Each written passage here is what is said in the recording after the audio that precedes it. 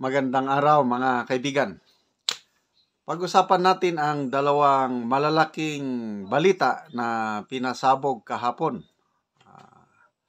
Una po yung pagbigay ng executive clemency o pagpapatawad sa mga administrative liabilities ni dating mayor ng Iloilo City, Mayor Jed Mabilog. And then pangalawa, yung pag-drop o pagbawi sa mga kaso na naisampa laban kay former Health Secretary, ngayon Congresswoman Garin. So, nakakagulat, kaya malaking balita kahapon. So, ano ang ibig sabihin nito? Ano ang pahiwatig nitong dalawang insidente na ito na ikinagulat ng marami? Okay, yung mga nababasa kong mga post o comments.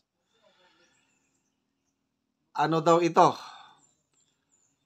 Diversionary tactics para mailihis ang atensyon ng taong bayan doon sa mas malaking issue o controversy, yung pag-fill in the blanks ng mga blank items sa BICAM.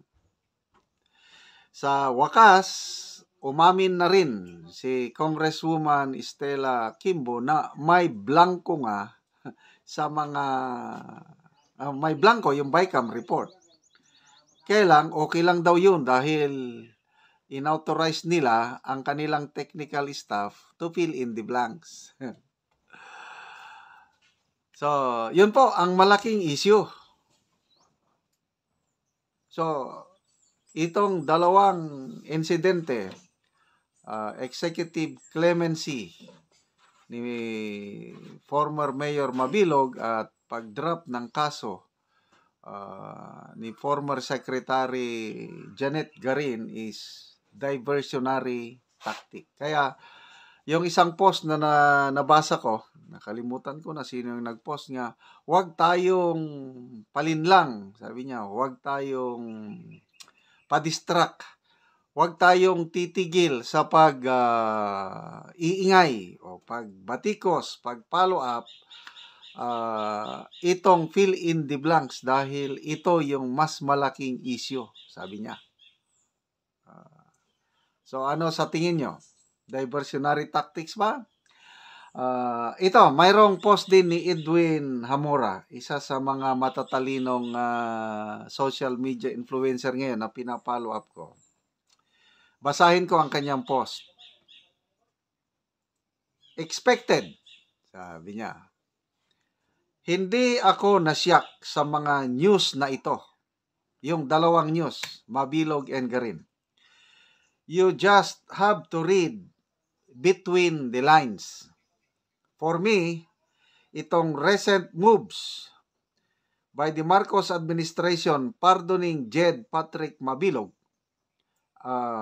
Duterte nemesis, and dropping of the Deng Baksya charges, which were highly publicized during Duterte's term, is a signal of political maneuvering.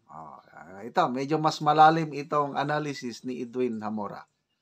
May political agenda daw ito. Sabi niya, alam naman natin na si Sara is widely seen as the strongest contender ng Marcos Romualdez for the presidency in 2028. Yeah, very clear yan.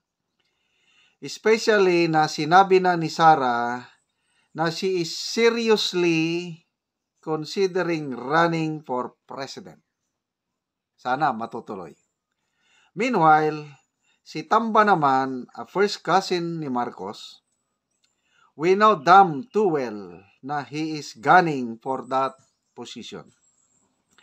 If Sara represents the continuation of the Duterte dynasty, Romualdez view her as his most formidable obstacle. Okay. So, yan po ang labanan sa 2028. Sara versus Martin. Kaya, weakening the Duterte camp through subtle actions now could potentially pave the way for Romualdez later. Ngayon, itong pagpardon kay Mabilog could be seen as undermining Duterte's legacy and credibility. Alam naman natin na Mabilog was targeted by Duterte sa crackdown ng mga narco-politicians during the war on drugs. Itong Dingbaksya naman, during Duterte, big-time public health mismanagement ito.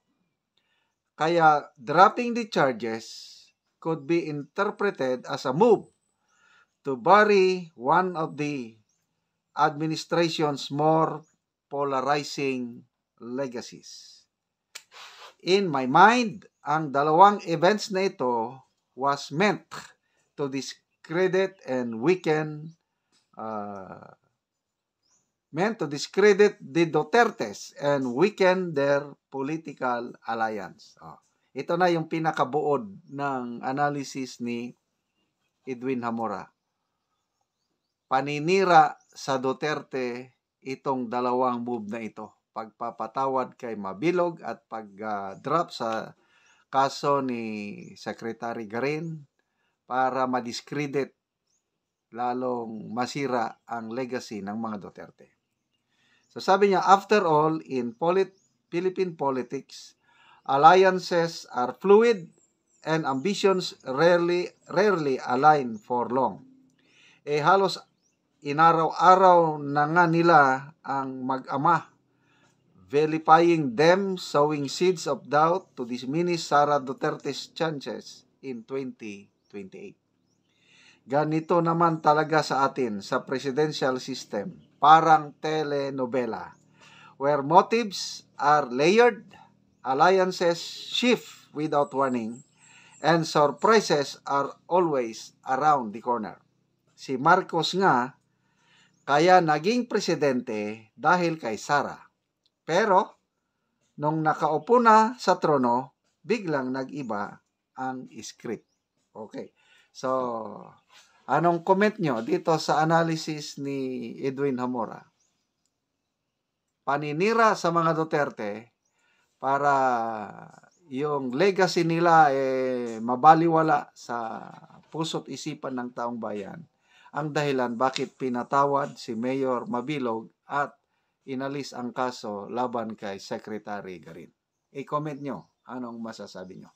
Okay, mga kaibigan, salamat sa inyong panonood palagi sa ating channel.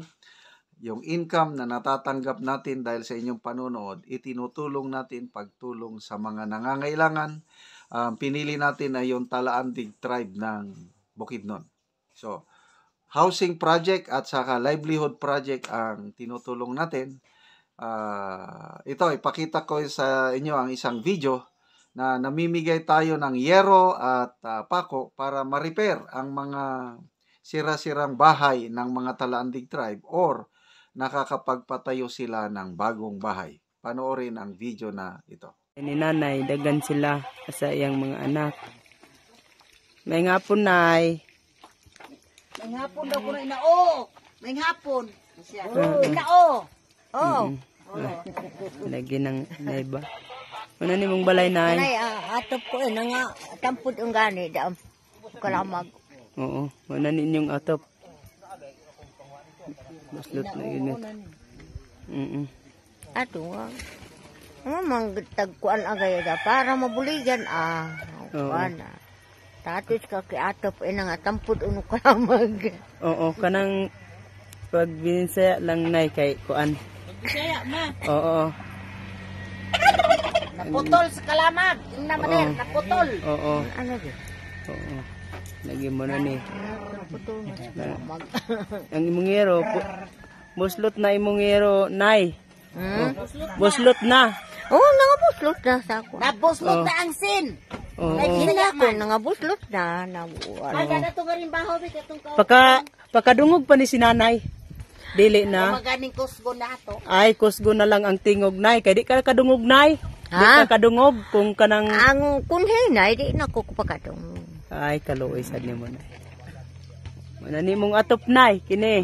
Tanawang ang atop nga buslot na. Akong mga kuan ding diha.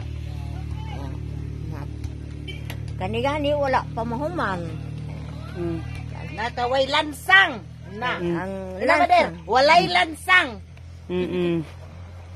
Walay lansang. Na. Plet. Wala na nga ripag kay ulan na. Kuha na pod nay, kanang kaulanon na pod. Akso na pod kagkabalaka. Oo. Kanong sa magkaha na makuan. Kuan tabang. Oo, mga inagid kag tabang nay. Maayo nga tabang gid ko kay tanawan ning akong atop nga nabuslot na. Wa ko pailansa nga kuan. Trabaho. Oo, sige nay kay kuan. Tagaan ka og giro og lansang. Oo. Lansang okay. Oo. Ay, para nga imong magamit. Kuan naman gid kayo. Silupin dayon ang giro. Alihan na og kuan. Silupin kay ulanan manggid ko. Oo, sige nay. Salamat nay.